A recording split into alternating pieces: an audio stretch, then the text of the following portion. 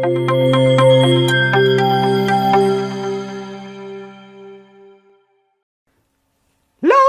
time! Welcome, guys! We have 6 steps to accomplish, and in the first step we need to configure OSPF for the topology above, and we need to redistribute the static routes on router 1. Where is router 1? This guy has external static routes, so we need to redistribute them into OSPF as type E1. Okay. Then in the second, OSPF adjacency must not be established if there is no OSPF router, which means we are gonna configure passive interface in somewhere. In the third, routers in area 0 must be configured with ND5. Routers in area 23 must be configured with clear text authentication, and our key is gonna be Cisco. Cool. Then routers in area 45 should not receive the external routes out of the OSPF domain. What is it? 5. Routers in area 23 must not receive type 3, 4, and 5 LSAs. These routers must reach the external network via default route, which has a cost of 100. Cool. And last, all routers should ping each other. Okay, how are we gonna accomplish these steps? Let's start with the first one. I'm gonna configure OSPF for each other, and the first thing I'm gonna do will be defining the router ID. Then I'm gonna advertise the networks. Then I'm gonna configure redistribution on router 1, 2 as well to provide connection. Okay. The redistributed route will be E1. I'm gonna take care about it. Alright, let's go with the router 2. Show IP interface brief. We have some networks. Where is router 2 belonging to? Router 2 is this guy. Alright. Then 100 belongs to area 0, and the other guys belong to area 2 and 3. Alright. Router OSPF 1. Router ID. Then network. 0000255 and boop, area 0. Then network 10.1000255 belongs to area this. Okay. Router 4. Router OSPF 1, do show IP interface brief. Router ID 4444. Then let's go. Network 10 belongs to area 0. Network 0.00255 belongs to area 45. Okay. On router 1, let's go ahead. Router OSPF 1 again. Then the thing I'm gonna configure is the router ID first. Then let's advertise the network 10.1.0.0.0.255 area 0. And please keep in mind that we need to configure one more thing in this guy, which is redistributing. Redistribute static subnets metric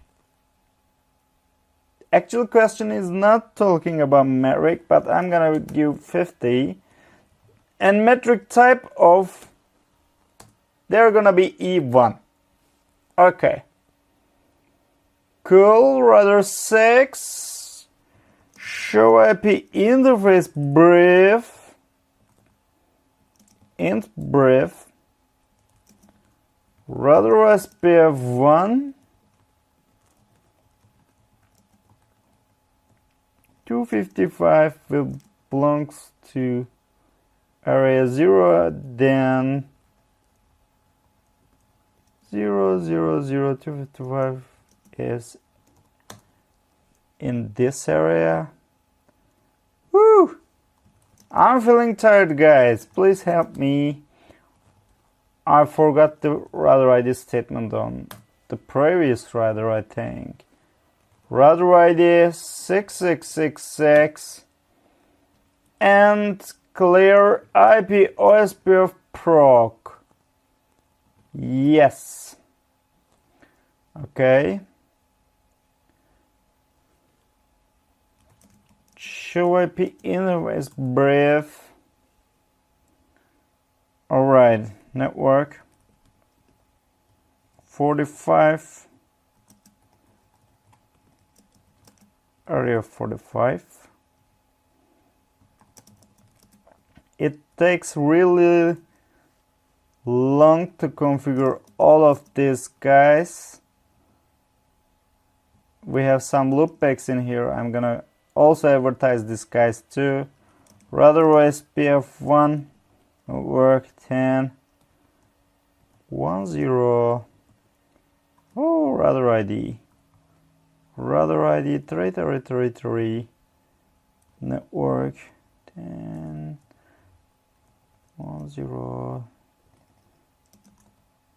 Area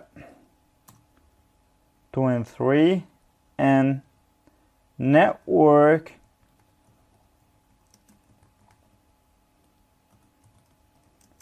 will belong to area 203. 1, 2, and 3. Okay. Show IP interface brief and router OSPF 1. Router ID 7777. Network 0000255 and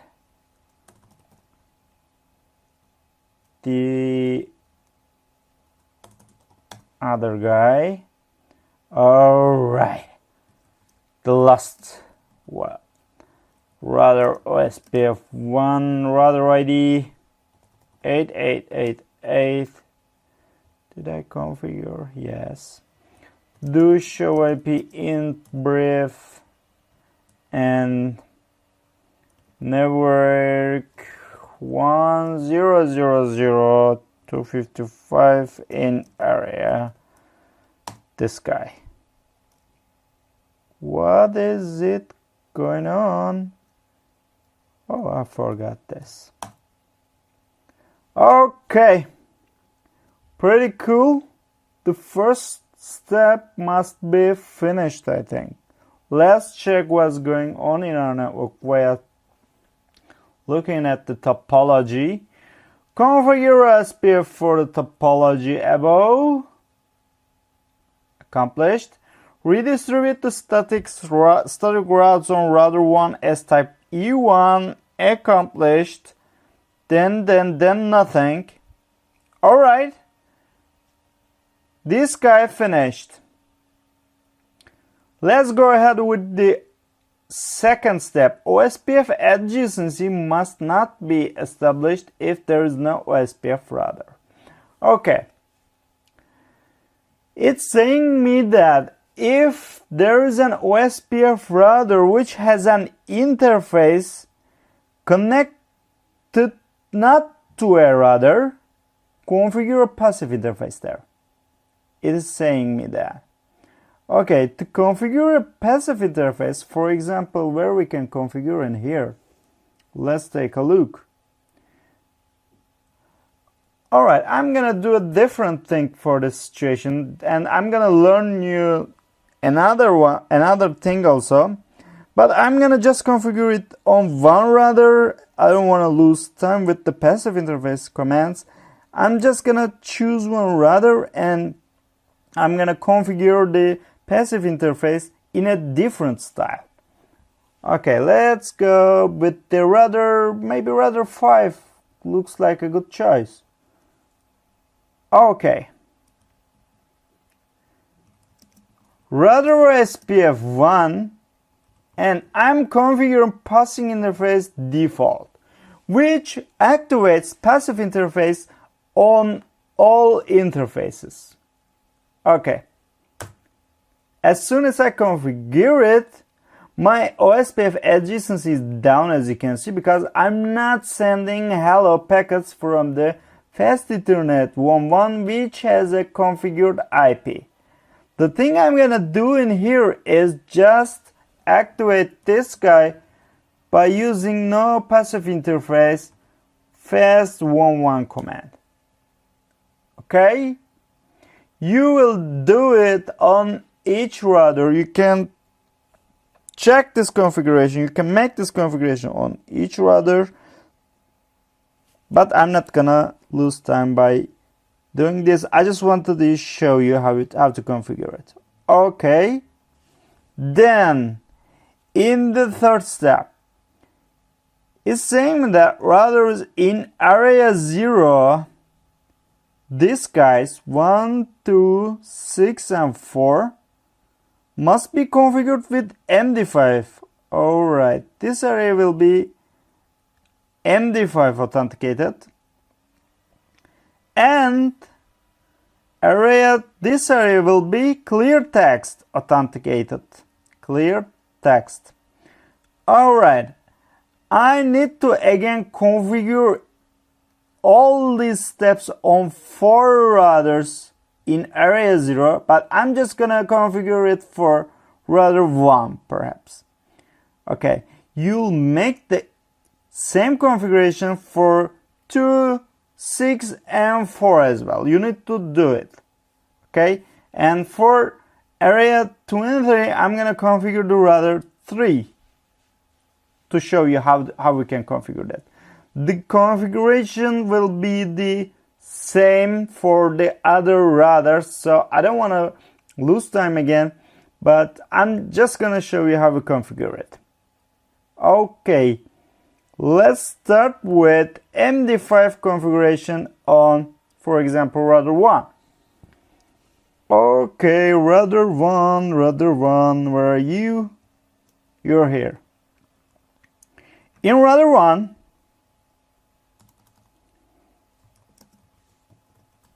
interface 00, which is the interface in the area 0, I'm going to configure IP OSPF Authentication, which has a type of message digest. Then I'm typing IP OSPF message digest key 1 MD5, and our key gonna be Cisco. Alright, this is how we configure the MD5 authentication for the router in area 0. As I told you, you need to configure the same configuration for the router 6, router 2, and router 4. As you can see that neighbors are down right now. Okay, because we have a key, we are using authentication, message digest authentication right now. Okay, let's go to this guy now. In this guy, I'm gonna configure a clear text authentication. Router 2, show IP int brief. I'm using this interface for this area.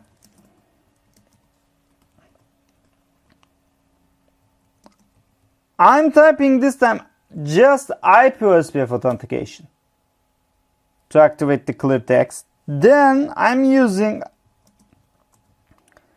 IP OSPF authentication key and just Cisco this time. Okay, pretty cool. And I accomplished the third step as well. Where are you, man? Okay, accomplished. But I want to show you something else. So I'm going to configure the... Okay, I'm going to make a quick configuration for the other guys too. For example, where is router 3? Router 3.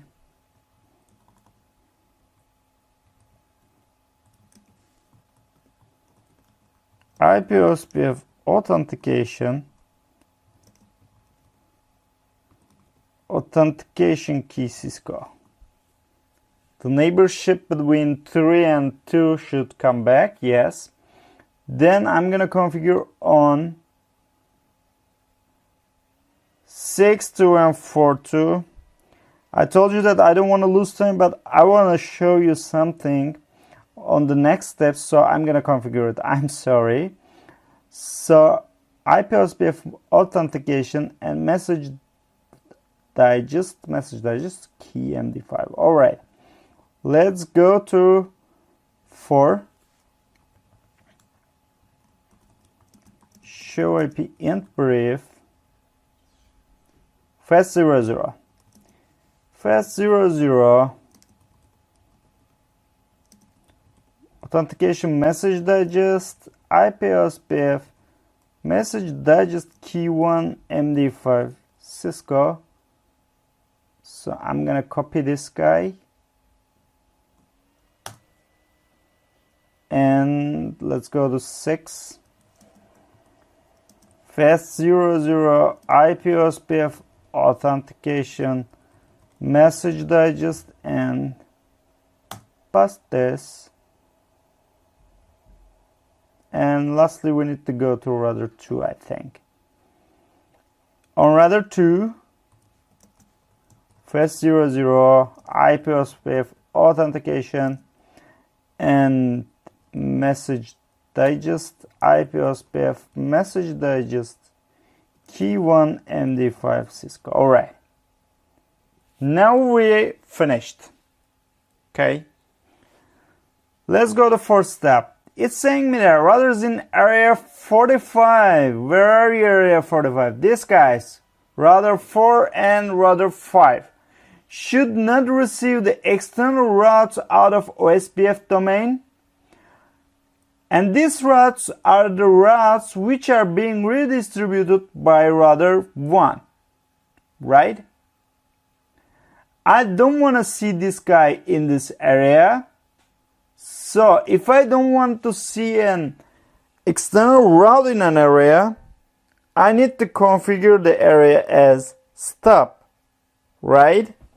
I'm going to configure stub for area 45 on router 4 and router 5.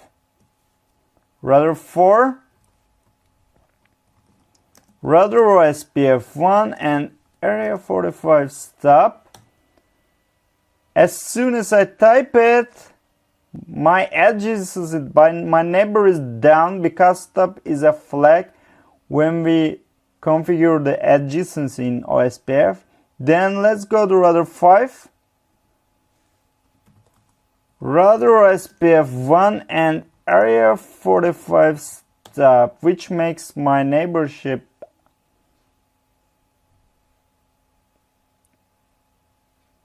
full again with the router 5.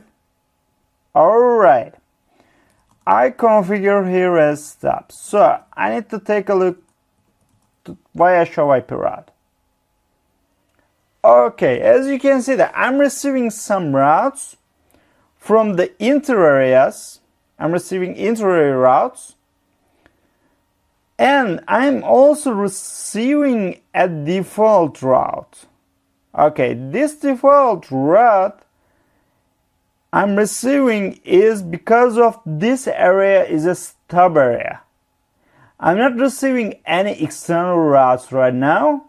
So what I'm configuring is actually by stub is a default route. I'm configuring a default route and I'm sending anything else other than this networks to this IP address. As you know that's the only single output point already. Okay. 4 is okay to tick. Then rather is in area 23 this time. Where are you guys? These guys. Alright. Here is gonna be totally stubby. Because I don't want to receive type 3, type 4, and type 5 LSA. Okay, let's go to router 2. And I'm gonna configure router 3 first actually. Router 3. Router OSPF 1 and area stub. And on ABR, which is router 2, I need to configure area 4 stub no summary this time, which makes this area a total stub area. On this router, I configured a stub no summary. Please pay attention that I'm configuring stub on router 3 and I'm configuring stub no summary on the ABR. Alright, let's go and take a look. Show IP route, man. Okay. What I'm seeing from the router 3's point of view is just a default route. I don't see any interior routes as well. I don't see any external routes. I don't see anything. What I'm seeing is just a single output point, which is this IP address. Okay? And that's it. We don't need to do anything more, and I configured here as the total stubby area. Alright, then all routers must ping together. Let's go and take a look to the figure. Are you seeing something different? I'm seeing. What I'm seeing in here is that we need a virtual area configuration. To configure a virtual area, we need to make a virtual link between some routers. So let's define the virtual area. I'm sorry, where we need to define the virtual link. Okay, all areas should be directly connected to area 0, which is backbone. But I can see that 78 is not directly connected to the backbone area, as you can see that. So what I need to configure is just the virtual link between router 6 and router 7. Alright, I'm gonna configure a virtual link to reach router 8's routes. Okay, let's go to router 6.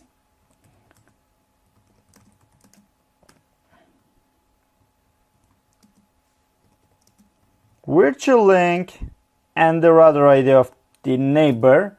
So I need to configure it on this guy also. Ooh, what's going on? 6666. Here is the configuration of the virtual link and enter. And I accomplished this step too. Now all my routers should ping each other because I have correctly configured the OSPF for my network. Okay guys, that was a really cool session. I think that you learned a lot, and it takes almost a half hour to configure all of these steps, but that was a really cool session, as I told you. And please keep in mind that you should study, and you should also make your own labs. You should configure something like that, and you need to study on that one too. Okay guys, this session has finished too, and thanks for viewing.